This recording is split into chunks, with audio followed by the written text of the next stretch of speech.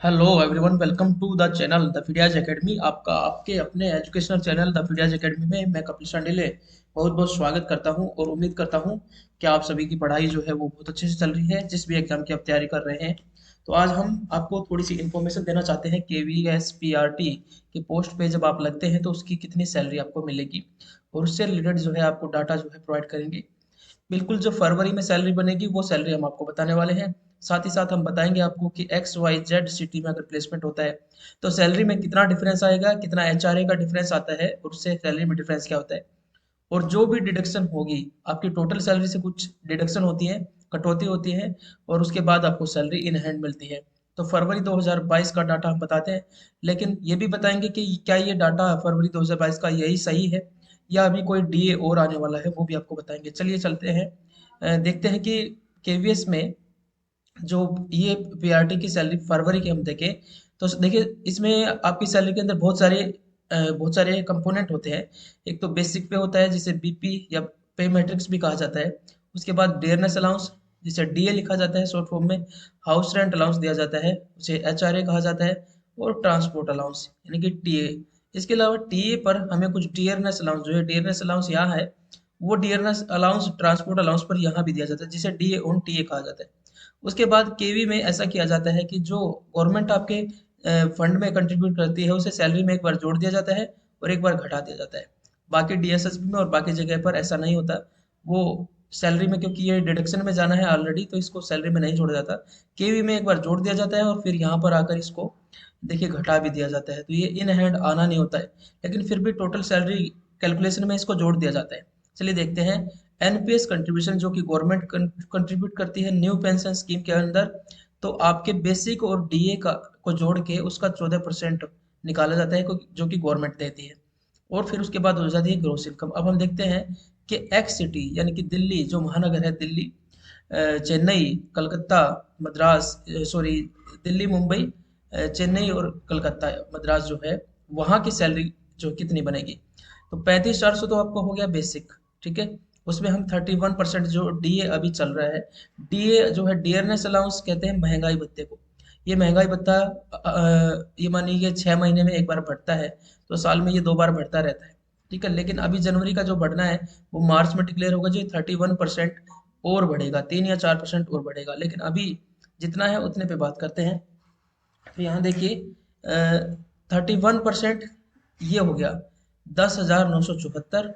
उसके बाद house rent allowance आपको मिलता है, मकान किराया भत्ता इसको कहते हैं, ये 9,568, 27% चल रहा है ये। ठीक है।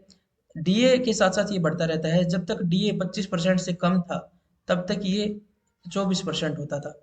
ठीक है। तो जैसे ही डीए यहाँ पर 25 से ऊपर हुआ है, ये 27 हो गया है। और जैसे ही डीए 50% हो जाएगा, ये 30% हो जाएगा। ठीक है। महंगाई के साथ एचआर भी बढ़ता है, इसका मतलब।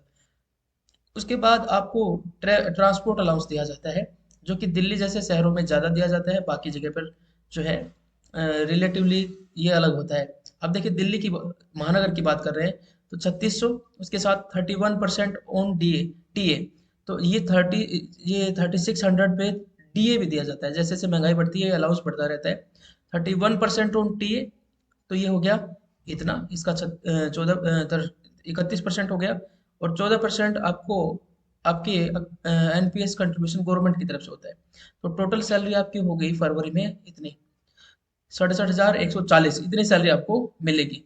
तो आपको ये पता होना चाहिए कि किस चीज़ की तैयारी करना चाह रहे हैं, और वो ड्रीम जो अचीव करना चाहते हैं उसे कितनी सैलरी मिलेगी, कितना आपको वहाँ पर वेतन मिलने वाला है। किसी पोस्ट के लिए भी उससे एक इंस्पिरेशन मिलती है, और ये ड्रीम अचीव भी किया जा सकता है। ठीक है, एक बेटर लाइफ के लिए। अब बात करते हैं वाई सिटी। वाई सिटी में देखिए बेसिक पे वही है, डीए भी वही है, ट्रांसपोर्ट अलाउंस भी वही है, डीए ऑन टीए भी वही है, और कंट्रीब्यूशन भी वही है, क्योंकि इन दोनों का ही है। लेकिन यहाँ पर जो एचआर है वो 18% हो जाता है, और एचआर यहाँ पर 9,558 था, ये घट गया है। तो टोटल ग्रोस हमारी जो हो जाती है वो 63,954 हो जाएगी।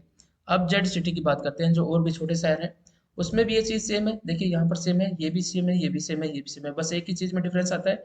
9% जो आपका एचआर है वो हो जाता है, और देखिए रिलेटिवली कम होता जाता है, और आपकी सैलरी हो जाएगी 60,768।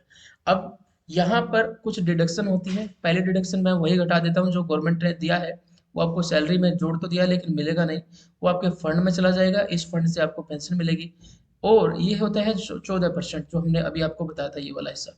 अब एक और कंट्रीब्यूशन है जो आप करते हैं, ठीक है, जो हमारी जो पेंशन है, नई जनरेशन की जो पेंशन है 2004 के बाद जो भी लगे, वो पेंशन हमारे ही कंट्रीब्यूशन से और गवर्नमेंट के कंट्रीब्यूशन से एक फंड बना के दी जाती है।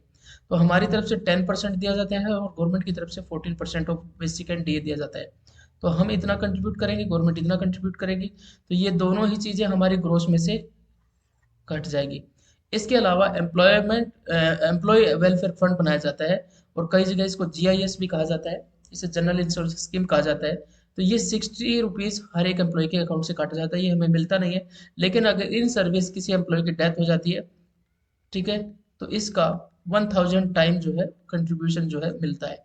मान लीजिए किसी की डेथ हो जाती है तो 60,000 रुपये उसको मिल जाते हैं, एक तरह का इंश्योरेंस है ये। तो ये चीज़ होती है, ये कभी मिलता नहीं वापस। और बाद जितनी आपकी सैलरी है, जितना आपने सेविंग की है, उस हिसाब से आपका टैक्स लगता है।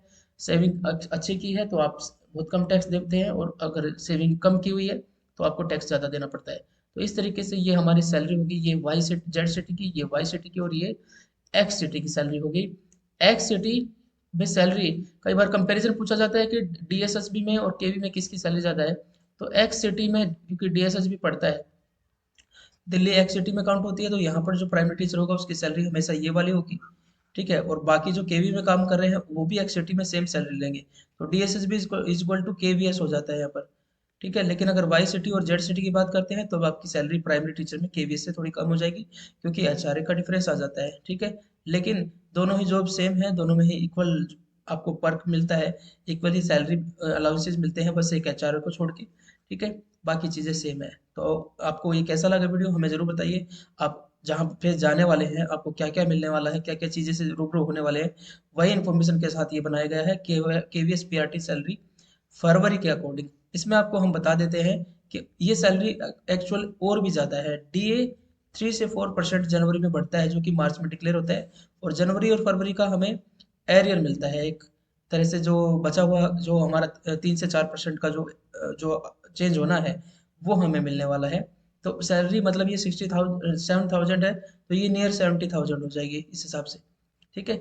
और ये कंट्रीब्यूशन है क्योंकि निकल ही जाता है, तो डीएसएसबी में क्या करते हैं, इसको जोड़ते नहीं है, ठीक है। इसको बस इधर दिखा देते हैं, ना तो जोड़ते हैं ना ही घटाना पड़ता है।